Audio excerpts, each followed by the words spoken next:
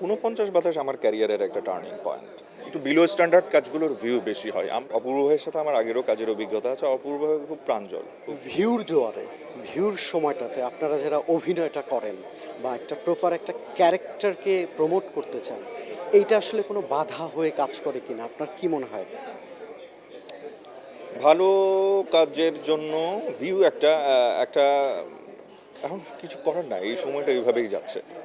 তার মধ্যে দিয়ে ভালো কাজ করার চেষ্টা করা আরকি।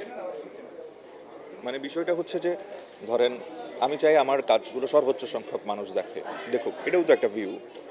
হ্যাঁ, তো সেটা যদি আমি মানুষকে ভালো কাজ দিয়ে ওই ভিউটা হয়, ভালো কাজের সাথে সম্পৃক্ত করে ওই ভিউটা বৃদ্ধি পায়, তাহলে হবে কি ওই মানুষগুলো ভালো কাজের সঙ্গে তার দেখার চোখটাকেও একটু পরিবর্তন করলো। সে নানান ডিফারেন্ট জনরার ভালো কাজের সাথে সম্পৃক্ত হতে পারলো।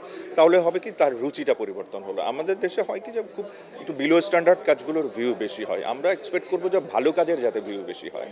ফিল্মের জায়গাটা আসলে কেন আপনাদের মতো হিরোরা যারা আসে, তারা ওভাবে সাস্টেইন করতে পারে না? এর দৈন্যতাটা কোথায় বলে আপনি এই সময়ের একজন হিরো, একজন অভিনেতা হিসেবে আমাদের যে সিনেমার যে রেগুলার যে ফিল্ম ইন্ডাস্ট্রি যেটা আমরা বলি এটা অলমোস্ট আসলে ডেড। ওয়ালটন ফ্রিজ কিনে অনেকের মতো আপনিও হয়ে যেতে পারেন মিলেনিয়াল। সেরা পণ্যের সেরা অফার।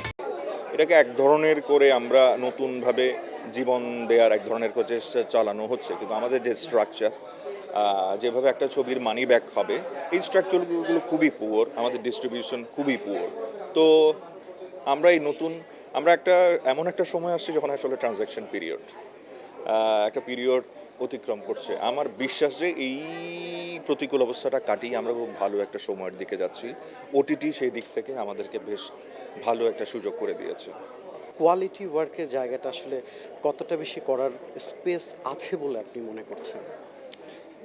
এখন কোয়ালিটি কাজের সংখ্যাও বেড়েছে।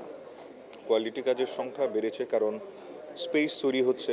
আমার মনে হয় এটা আরও অনেক বেশি স্পেসটা তৈরি হওয়া দরকার। আমরা যে ভালো কনটেন্ট বা যারা বানাচ্ছে বা আমরা যেগুলোর সাথে যুক্ত আছি, দর্শককে বিনোদিত করার জন্য দর্শকদেরও তো একটা দায় আছে যে আমাদের এই ভালো কাজের সাথে সম্পৃক্ত থাকার।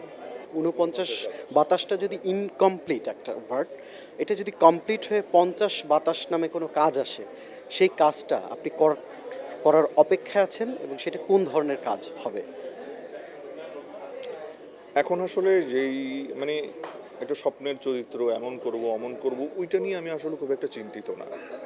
নতুন প্রজন্মের নতুন ভাবনার সাথে আমি আসলে যুক্ত থাকতে চাই। এখনকার ইয়াং যারা ডিরেক্টর, সামনে যারা আসবে, যারা এখনো স্বপ্ন দেখছে, ওদের নতুন নতুন ভাবনার কাজের সাথে আমি যুক্ত হতে চাই।